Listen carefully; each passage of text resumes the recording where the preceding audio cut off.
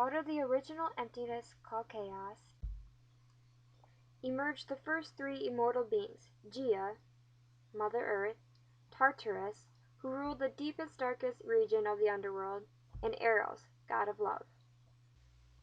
Then Gaia gave birth to Uranus, father of the sky, and also Aria, father of the mountains, and Pontus, father of the sea. Gaia then married Uranus, and he ruled over all that came into being. The first immortal children of Gaia and Uranus were the 300-handed giants. Their next immortal children were the 3 Cyclops. Uranus feared the terrible strength of these 6 children, and he hated them because they terrified him. So as each child was born, Uranus took him from his mother, bound him, and hurled him deep into Gaia's being, the earth. Each child fell for 9 days and 9 nights, finally landing in the region of Tartarus on the 10th day. Gaia was outraged by her husband's actions. She longed for her children, and she hated Uranus for what he had done to them. The next immortal children born were the 13 Titans: Helios, god of the sun; Selene, goddess of the moon; Oceanus, god of the river; and also Cronus, Rhea, Epimetheus, Pandora, Themis, Atlas, and Prometheus. Gaia decided to use her Titan children as her means of revenge against Uranus. Almost all of Gaia's sons were so terrified of Uranus that they listened to her command in silence and refused to obey her. But Cronus, the youngest Titan, he was much more courageous than his other brothers, so he offered to help take revenge on his father. Later, when Helios had drawn the chariot of the sun across the sky, Uranus joined his wife by the shore of the sea to sleep with her. Cronus, from his place of hiding, raised a huge stone sickle and emasculated his father. Then he quickly threw the severed pieces into the sea and said, "Your reign is over, my father. Now I shall reign in your place." But Uranus, being immortal, could not die. However, he screamed in agony with excruciating pain and the realization that his power had ended. From Uranus's blood, which flowed into the earth, Gaia brought forth the 3 black-clothed Furies, with eyes that dripped poisonous tears and breath that was too foul to bear. These immortal goddesses drove to insanity any child who killed one of his parents. The severed pieces of Uranus's immortal body remained in the sea, where a white foam surrounded them. In time, Aphrodite, the goddess of beauty, was born from them. Cronus became the god of the sky, as his father had been before him.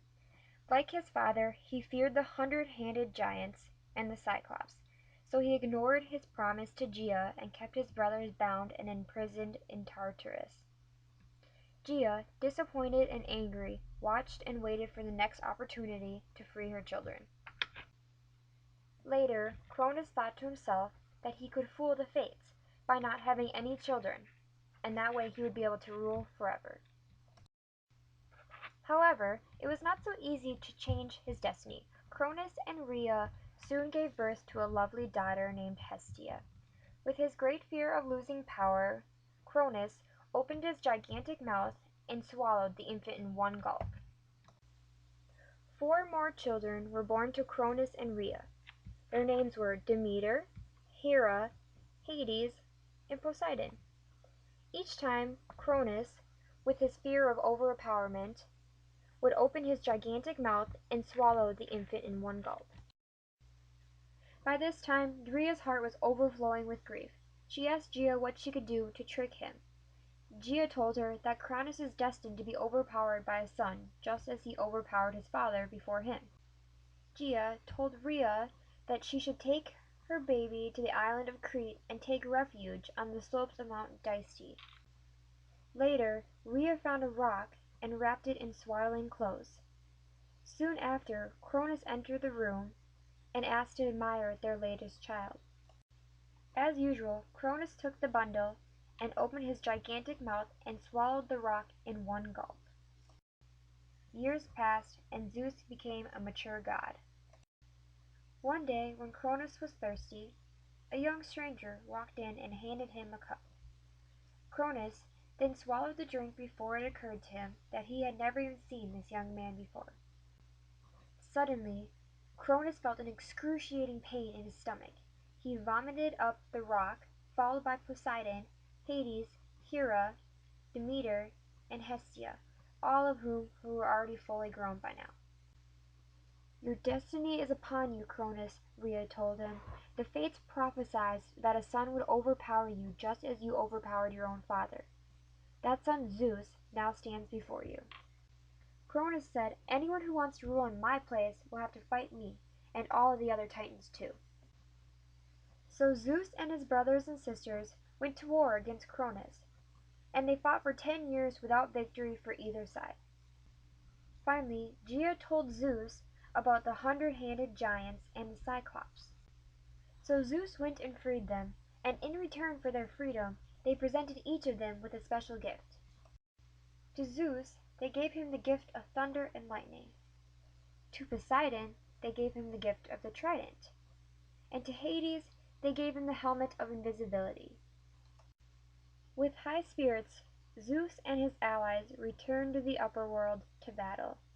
The battle caused such a chaos that the earth and sea started to quake. Soon the war was over, and Zeus and the gods had won. After the victory, the 3 male gods drew lots for their kingdoms. Zeus drew the sky, Poseidon the sea, and Hades the underworld. Zeus then married his sister Hera, who became the goddess of marriage and childbirth. Hestia became the guardian of home, and Demeter became the goddess of grain. Also, Zeus became the father of many other gods such as Athena, Apollo, Artemis, Hermes, Persephone, Hephaestus, and Ares.